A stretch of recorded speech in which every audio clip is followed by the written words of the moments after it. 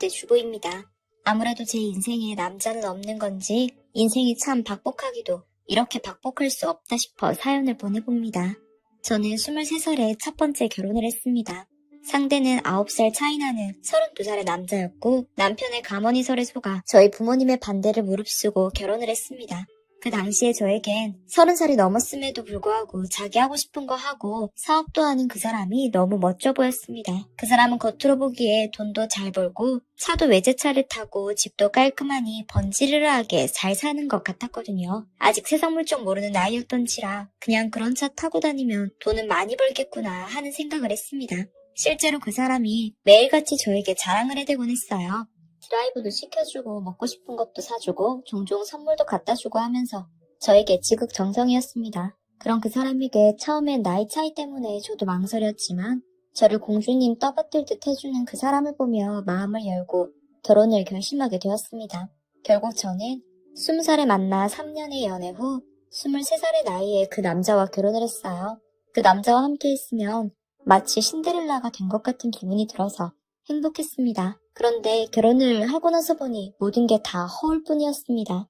요즘 말로는 카푸어라고 하죠. 그 사람은 차에 미친 사람이었어요. 사업을 하는 건 맞지만 사업하면서 버는 돈만큼 차에 쏟아붓고 버는 돈 절반 이상이 다 차 할부금이다 뭐다 해서 차에 모조리 쏟아붓고 있었습니다. 차한테 붕붕이라고 이름을 짓고 다정한 눈빛으로 볼 때 알아봤어야 했는데 후회가 막심합니다. 신혼을 그 사람이 살던 집에서 시작하게 됐는데 그 집도 월세에다가 모아놓은 적금이나 돈이 한 푼도 없었습니다. 처음엔 내심 기대하고 결혼 생활을 꿈꿨지만 실상을 알고 나니 기대가 산산이 부서졌어요. 그래도 돈을 보고 결혼한 건 아니었으니 같이 살면서 제가 돈 관리도 하고 차에 대한 집착이 좀 줄이도록 옆에서 애쓰며 살면 좋아지겠지 싶었는데 그건 제 헛된 희망이었습니다. 그 사람은 결혼을 하고 난 후 오히려 더 차에 돈을 많이 썼어요.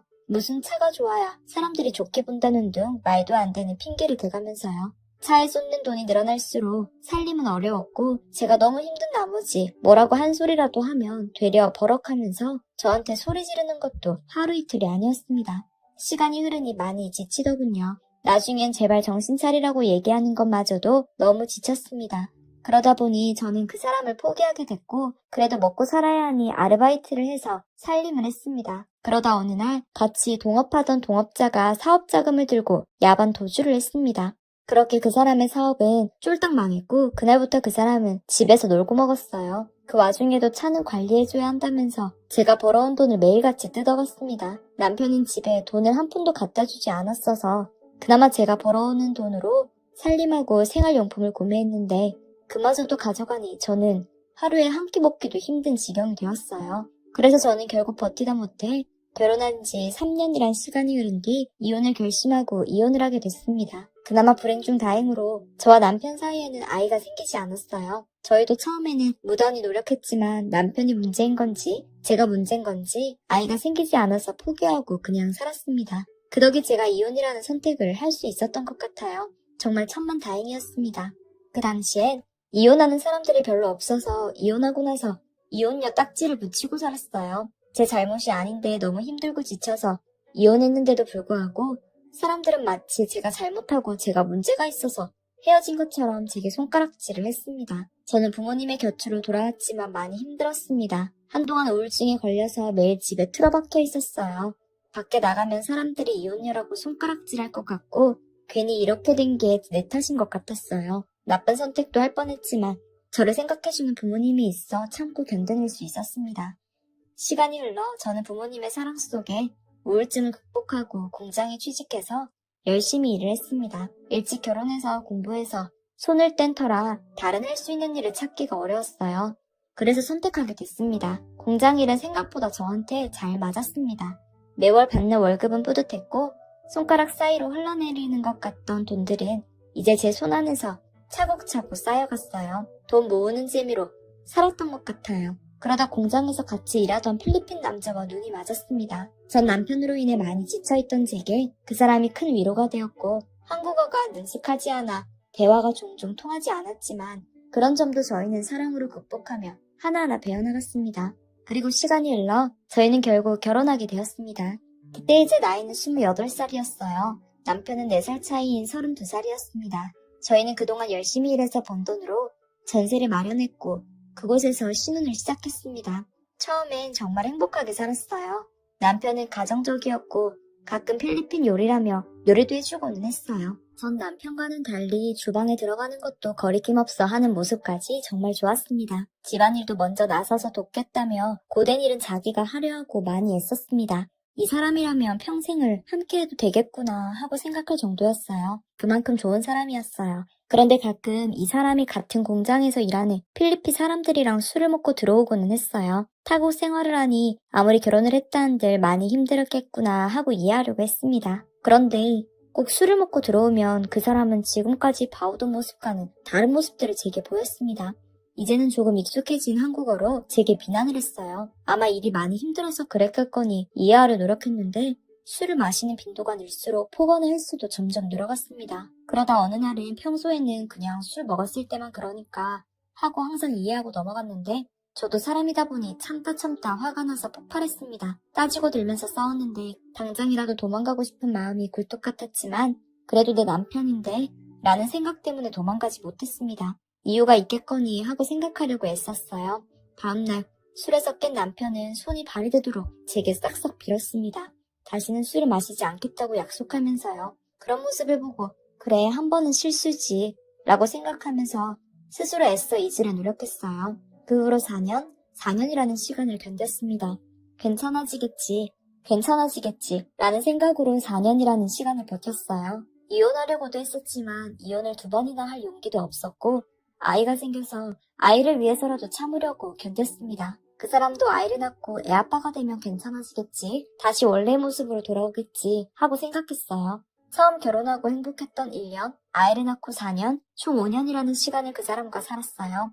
처음엔 아이가 정말 미웠습니다. 아이 때문에 이렇게 사는 것 같아서요. 아이한텐 정말 미안하지만 그때는 저도 제 목숨조차 부지하기 힘들었기 때문에 많이 소홀했습니다. 그러다 어느 날 숨죽여서 울고 있는데 자다 깬 아이가 엄마 많이 아파? 내가 호해줄게 라면서 그 고사리 같은 손으로 제 눈가를 쓰다듬어 줬습니다. 그제야 저는 깨달았어요. 아이 탓이 아니라는 사실을요. 저는 아이와 제 인생을 위해 남편과 이혼을 결심했고 이혼은 안 한다며 버티는 남편에게 이혼 소송을 걸었습니다. 그간 제가 맞으면서 간간히 모았던 자료들이 큰 도움이 되어 재산 분할과 위자료를 받을 수 있었고 남편은 폭행죄의 혐의가 인정되어 본국으로 추방당했습니다. 그 후 저는 받은 돈으로 아이와 단둘이 살 작은 집을 구할 수 있었고 이제 다시는 결혼하지 않겠다고 아이와 나만을 위해 살겠다고 다짐했어요. 그 후 저는 작은 카페에서 일을 했습니다. 카페에서도 일을 하다가 식당 일도 하면서 지냈어요. 그때 힘들게도 참 힘들었지만 그래도 그 덕에 풍족하진 않지만 모자람 없는 생활을 이어갈 수 있었어요. 아이가 많이 외로워할까봐 걱정도 됐지만 아이는 엇나가지 않고 올바르고 씩씩하게 잘 자라주었어요. 가끔 쉬는 날이면 가게에 나와 재료 손질 같은 일들을 조금 도와주고 가곤 했습니다. 아이는 안쓰럽게도 철이 일찍 들었어요. 가끔 그 나이에 맞게 어리광도 피우고 때도 쓰면 좋겠건만 보통 그런 법이 없었습니다. 저희는 그렇게 서로 의지하고 아껴주며 지냈고 시간은 흘러 아이는 20살이 되었습니다. 전 어떻게든 대학까지 보내려고 했는데 아이는 얼른 취직해서 엄마 힘든 거 덜어주고 싶다면서 대학을 포기하고 취업의 길로 뛰어들었어요. 그 고사리 같은 손으로 저를 위로해주던 게 엊그제 같은데 어느새 성인이 돼서 이제는 제게 첫 월급을 탔다며 첫 월급 때는 내복 사주는 거라고 들었다고 빨간 내복을 사다 주지를 않나. 둘이서 다 먹지도 못할 양의 생선을 한가득 사와서 직접 요리해주겠다며 서투른 손으로 요리를 해주고는 했습니다. 아들은 제게 항상 고맙고 미안하다고 얘기했지만 그런 아들 덕분에 오히려 많이 상처받았던 지난 날들을 다 보상받고 있는 기분이 들었습니다. 아들을 만나기 위해 그 긴 시간을 돌고 돌아서 그렇게 힘든 시간들을 보냈구나 싶었어요. 여러모로 고맙고 미안할 따름입니다. 저희 모자는 아들이 성인이 되고 난 후로 종종 같이 맥주 한 잔씩 하는 게 취미가 되었어요. 같이 드라마도 보고 영화도 보면서 옛날 이야기도 하고 회사 얘기도 하면서요. 그러다 어느 날은 평소처럼 같이 맥주 한 잔씩 하고 있는데 아들이 되게 조심스럽게 재혼할 생각이 없냐고 물어봤습니다. 그 말에 저는 진저리를 치며 이제 남자는 치가 떨린다고 다시는 남자 만날 생각이 없다고 얘기했습니다. 그런 제게 아들은 나중에 나 결혼하고 나면 엄마가 너무 쓸쓸하고 외로울 것 같아서 그래 라고 제 걱정을 했습니다. 그 마음이 고마운 한편 언젠간 아들을 떠나보내야 하는구나 하는 마음에 씁쓸한 마음이 들었어요. 그래도 웃으면서 어이구 얼른 결혼해서 나가 엄마는 혼자가 편해 라고 얘기했습니다. 저는 이제 2번의 결혼을 하고 나니 결혼에 대한 로망도 기대도 없기 때문에 일을 하다 보니 온갖 사람들이 찾아오기도 하고 제게 추파를 던지는 남자들도 있었지만 만나고 싶은 마음은 들지 않았어요. 물론 먹고 살기 바빴던 턱도 있었고요. 그러던 제가 마음을 바꿔먹게 된 계기가 있었습니다. 출근 준비하는 아들을 얼른 보채서 출근을 시키고 난 후 저도 식당 일을 하러 출근하는 길이었는데 전날 새벽에 비가 오고 다음날 날씨가 많이 추워 길바닥이 꽁꽁 얼어붙은 날이었어요. 그날따라 아들이 미적대는 탓에 출근이 조금 늦은 터라 서둘러 길을 나서서 그만 꽁꽁 언 얼음을 밟고 넘어졌습니다. 어디가 잘못된 건지 너무 아파서 일어나지도 이러지도 저러지도 못한 채 도와달라고 소리를 질렀어요. 그런 저를 보고 한 남자가 황급히 달려와서 저를 부축해주고 택시에 태워 병원에 데려다 줬습니다. 도착한 병원에서 검사를 받았는데 꼬리뼈 골절이었습니다. 3주간 입원을 하게 되었어요. 도와준 남자에게 고맙다고 연신 감사 인사를 했는데 그날 후로도 그 남자는 제 병실에 매일매일 찾아왔습니다. 처음엔 그저 감사했지만 시간이 흐를수록 부담스러운 마음이 커서 이제 그만 오셔도 된다고 말씀드렸는데 자기가 적적하고 심심해서 말동무나 하려고 오는 거니 개의치 마시라며 매일같이 병실에 들락날락했습니다. 병원에서 인꼬부부라고 소문이 날 정도였어요. 염치 없지만 저도 매일같이 일하느라 동네에 친구 하나 없었던 터라 시간이 갈수록 그 사람이 병문안 오는 게 손꼽아 기다려졌습니다.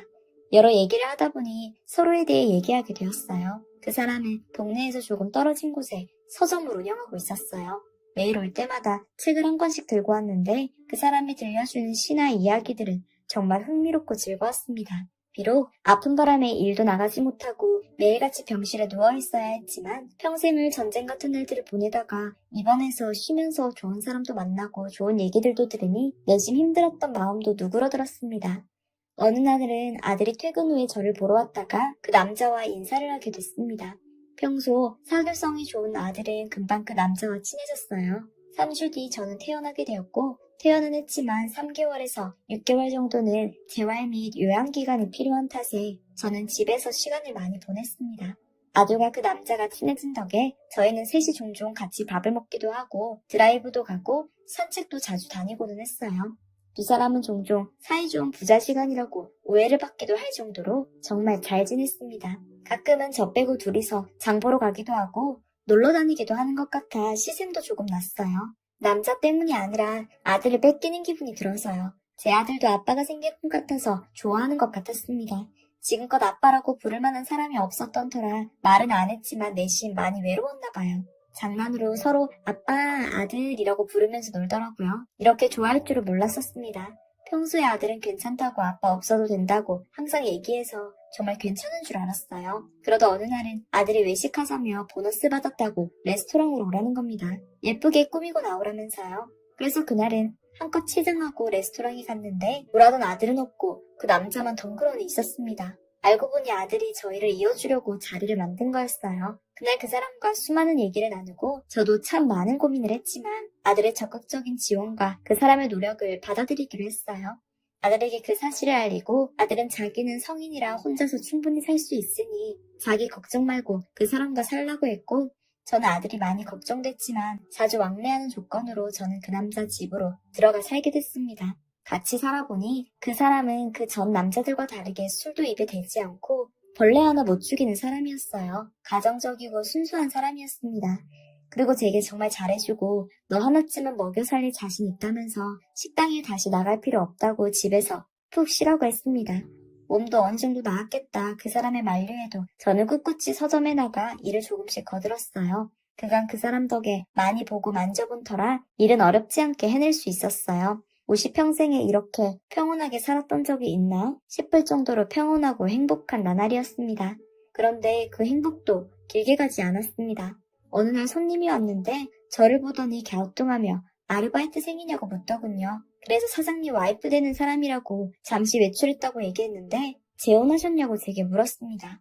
그래서 전 남편이 초혼인 걸로 알고 있었던 터라 저는 재혼인데 남편은 초혼이라고 얘기하면서 웃었더니 고개를 갸우뚱하면서 이혼했다는 말은 못 들었다며 이 집 사장님 아내를 본인이 알고 있다고 얘기하는 거예요. 그래서 무슨 소린가 하고 자세히 좀 얘기해달라고 보챘더니 남의 집 일에 끼어드는 것 같다며 계속 빼던 손님이 결국 제게 얘기해줬습니다. 몇 년 전에 같이 일하던 여성분이 있는데 배우자라고 했고 어느 날부턴가 안 보여서 사장님한테 여쭤보니 딸이 해외로 유학을 가서 뒷바라지하러 따라갔다고 졸지에 기러기 아파서 됐다면서 얘기한 적이 있다는 겁니다. 그 말이 듣고 나니 너무 혼란스러웠습니다.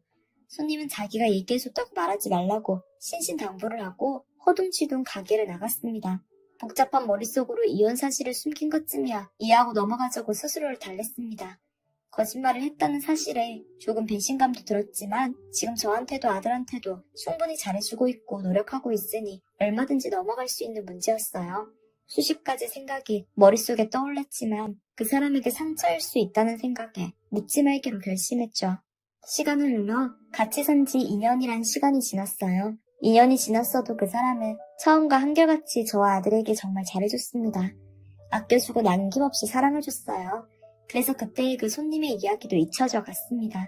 그러나 어느 날 등본을 발급받아야 할 일이 있어서 동사무소에 가게 됐는데 등본에 올라 있어야 할 남편의 이름이 없는 거예요. 2년 전 남편이 혼인신고서를 직접 제출하겠다면서 제 신분증과 도장을 가져갔었거든요. 저는 깜짝 놀라 이제는 남편이 된 그 남자에게 전화해서 물었더니 당황한 눈치였어요. 그러더니 나중에 다시 전화하겠다며 전화를 끊었습니다. 그 후로 연락이 없어 서점으로 갔는데 문을 닫아놓고 외출한 상태였어요. 그래서 집으로 갔습니다. 집으로 돌아가니 남편은 없었고 집에 있다 나갔는지 노트북이 켜져 있었어요. 그래서 꺼주려고 화면을 보니 메일이 왔다고 알림이 와 있었습니다. 왠지 모를 참을 수 없는 호기심이 치솟아 메일을 클릭하게 됐는데 하나를 읽어보다 지금까지 왔던 메일을 하나하나 다 읽어보게 됐어요. 메일을 읽어보니 내용이 기가 막혔습니다. 한 여자와 딸로 추정되는 사람이랑 메일을 주고받고 있었어요. 생각을 정리하느라 방에 가만히 있었는데 돌아온 남편이 땀에 흠뻑 젖어 가쁜 숨을 내쉬며 들어왔습니다. 노트북 앞에 앉아있는 저를 본 남편은 당황해하면서 자기가 다 설명하겠다고 얘기했어요. 처음엔 거짓말만 늘어놓던 그 사람은 제가 메일 내용 다 봤다고 얘기하니 그제야 진실을 얘기했습니다. 그 사람의 얘기는 이랬습니다.